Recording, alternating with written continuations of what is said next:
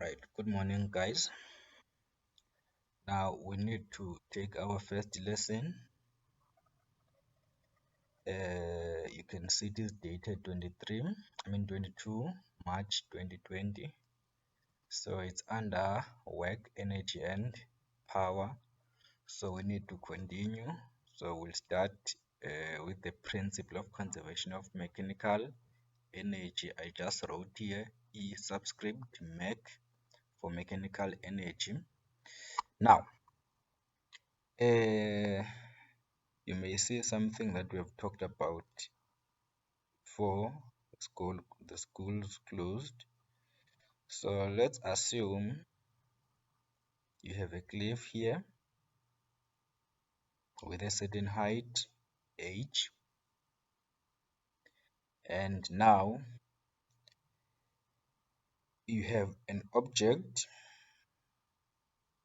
which is initially held at rest. So, and if we think of this system now as being a closed system, so if you think of this system as a closed system, so closed meaning nothing comes in and nothing goes out in terms of energy and matter. So you'd remember again, we said that if we're in a closed system, mechanical energy will always be conserved. I just want to remind you so that when you talk about non-conservative forces, you would have to remember this information. So now if initially the object is held at rest, so it would mean Ek must be equal to 0 joules, but because it is some above the ground at a certain height, so Ep cannot be equal to 0, and upon its motion here, it is at the maximum height. If you let it fall, it will be starting at this maximum height. So it would mean your Ep must be at maximum. Now for now, we do not need to bother about its value, but we know that it will be at its maximum. So this is the scenario before the ball starts moving. Now, if you remember again, we said your Ep is mgh, and we once agreed that m, the mass of the ball, be it is stationary or it is moving, mass of the ball is not going to change, and g is the gravitational acceleration. So as long as the ball is within the gravitational field, g will remain 9.8 meters per second squared. So it means these two now will be constant, and the potential energy in this case will depend on the height. Now, what I wanted to say here is that if now the ball starts moving downwards, this height will be affected definitely. It was at the maximum height, now it is going towards the ground level there. So where the height will be 0. So we would agree that it is from maximum height approaching 0 height. So it means h will be decreasing. Now that we've agreed that m and g will be constant and Ep depends on h, and you can see the mathematical relationship directly proportional. So it means when h goes down or when h decreases, Ep must be or must also decrease. So it would decrease until we reach this level. So at this level, our potential energy, because the height now here, remember here we said h would be at maximum, but here h will be equal to 0 meters. So it would mean Ep then becomes 0 joules. EP becomes 0 joules. All right. Then remember, we also talked about kinetic energy here, and you would understand that if the ball starts moving, kinetic energy will no longer be 0 because there is velocity. If we can just write K is equal to half mv squared. Now even here you can tell mass of the ball will remain constant here. Your mass remains constant, a different color perhaps. Mass remains constant, and what is going to change is V. So as V changes, EK will also change. Now V will be increasing because as the ball falls, it accelerates, it picks up the speed. So the speed would increase, so meaning the kinetic energy will also increase from 0 to a certain value here as the ball falls. So it means here your EK here when it reaches the ground, or just before it reaches the ground, your EK will be at maximum. Now what happens here? EP was maximum, EP now is 0, EK was 0, EK now is at maximum. It means all the potential energy it had here before it was dropped has been converted to kinetic energy here, all of it. So in other words, we're saying here we did not gain anything in terms of energy or lose any energy. Uzawuzibuza ukuba iyephi le potential energy maximum yonke, it was converted to kinetic energy because upon reaching the ground, just before it hits the ground, it will be moving with a maximum velocity upon its motion here. So it means then at the top there, we can just say, if we're saying all the energy it had, it has been converted. So it means the amount of energy it had here is equal to the amount of energy it has at the bottom. So we can just say EK plus EP at the top will be equal to EK plus EP at the bottom. All right. Now, if you notice here, EP plus EK, that will be the definition, it qualifies the definition of mechanical energy, which is the sum of potential energy and kinetic energy. So it then means that you can just say EM for mechanical energy is equal to EM. Now, definitely this will be your top and this will be your bottom. Okay. So this now becomes what we're talking about here, the principle of conservation of mechanical energy, which states that the total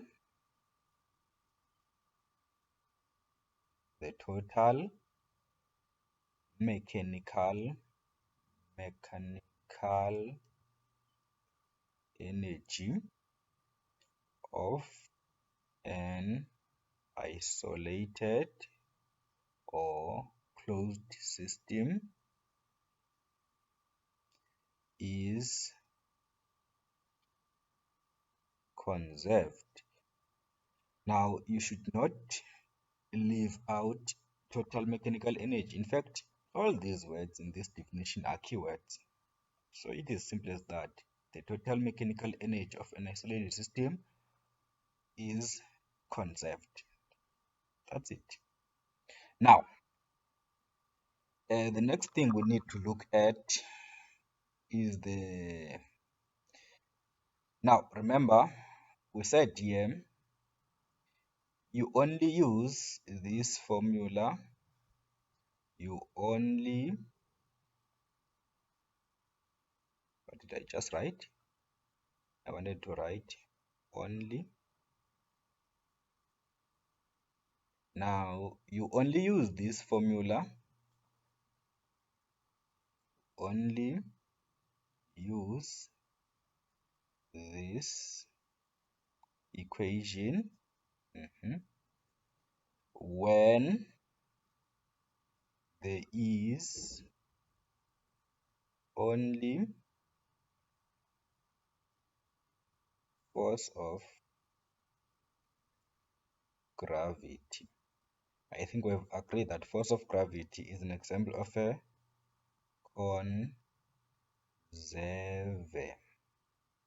conservative force.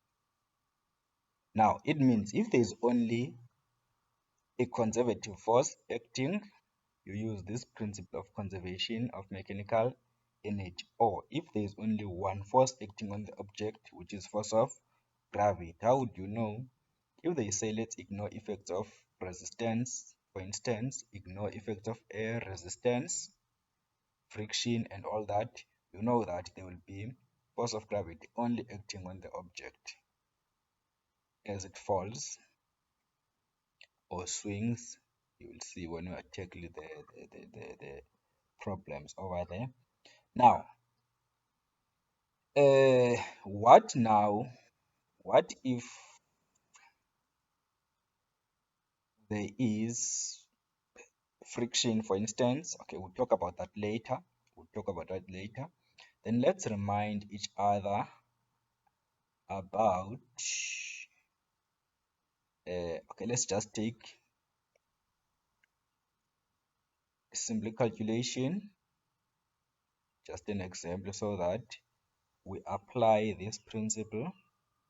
Right, what I need to do is just to open a window in a, just to insert a new slide, then paste if something. Oh, not this one, not this one. Do this one. I pick apart on them. Now I wanted this one. Yes, this one. All right, let me paste here. Nice one. All right. Now we have a statement here. I just need us to look at, in particular, 4.2. 4.2 in particular. A trolley of mass 2 kilograms moving at 5 meters per second rolls from point A to B along a frictionless slope. The length of the runway is 3 meters. The vertical height between point A and B is 0.6 meters. Then, as given the diagram, the first question is the mechanical energy of the object conserved as it moves from point A to B. Give a reason for your answer. The answer would be yes. One would ask, why are we saying yes? Because they've said here the surface is frictionless, so it means there is no friction as the object falls. It is just moving because of the effect of force of gravity. So the answer would be yes, the mechanical energy is conserved. If maybe you were asked to state a reason, there is only one force, conservative force acts on the object. Only force of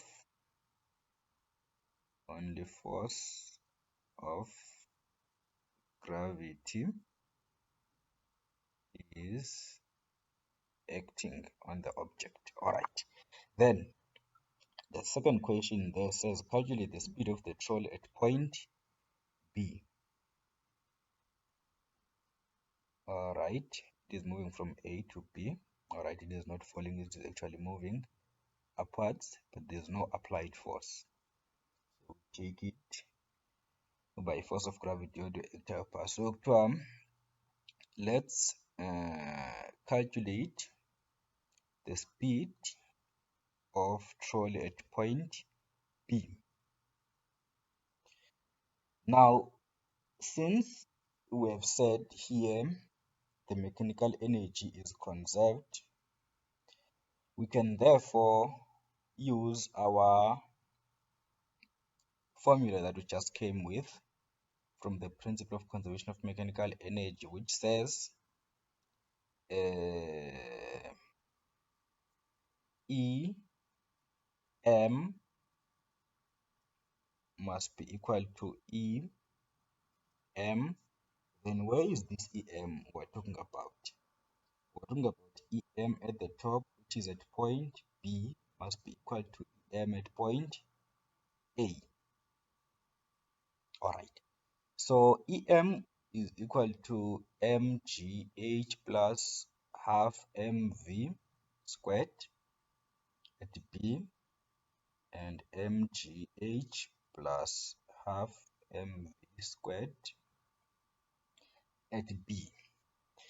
Now, there are a few things we need to note here. At point A, your height, remember, when we work with gravitational potential energy, we look at the vertical height, not this slant height or length. We look at the vertical height, so it means at point A here, it is at the ground, so the height will be 0. So it means your potential energy becomes 0. So you have 0 plus. Now, I think we're told that a trolley is moving. A 2 kg trolley is moving at a speed of 5 meters per second, and it rolls from point A to point B. So it means here at point A, the speed, okay, the mass first, the mass is 2 kg, then the speed is 5. Alright, then you square your 5. Now, I started with this side because it was easy on the ground and up there. On the ground and the velocity was given here. So now let's go to the point B. At point B, your mass is still 5, it's still 2 kg. Then 2 kg will multiply by 9,8 g. Then your height is 0,6 plus. Now you have half into 2 into the one we are required to find now, or to calculate your VF. So when we get to this point, we'll just use our calculator. Now, if you would follow mathematics, you would take this one, 2 times 9,8 times 0.6 to that other side, then it will change sign to negative. Let me just do it for the sake. So we have 0,6 into 1 over 2. Sorry. 0,6 akangeni ndawo. 0,6 akangeni ndawo. So we have half into 2 times v squared is equal to half into 2 into 5 squared minus 2 into 9,8 into 0,6 6. Alright. Then you divide both sides by half into 2, and that other side also by half into 2. Then after that, you would get your answer. Then you square both sides so that you get your V. Now that is exactly what I'm going to do. This is what I'm going to do here. So I have 1 over, okay, I have, remember ke ndiyikhuthaza into yoba uyicofe njengokuba uyibona ukwenzela uba noba i-maths yakho ayikho on point ungalahli ii-marks ngenxa yaye maths apha.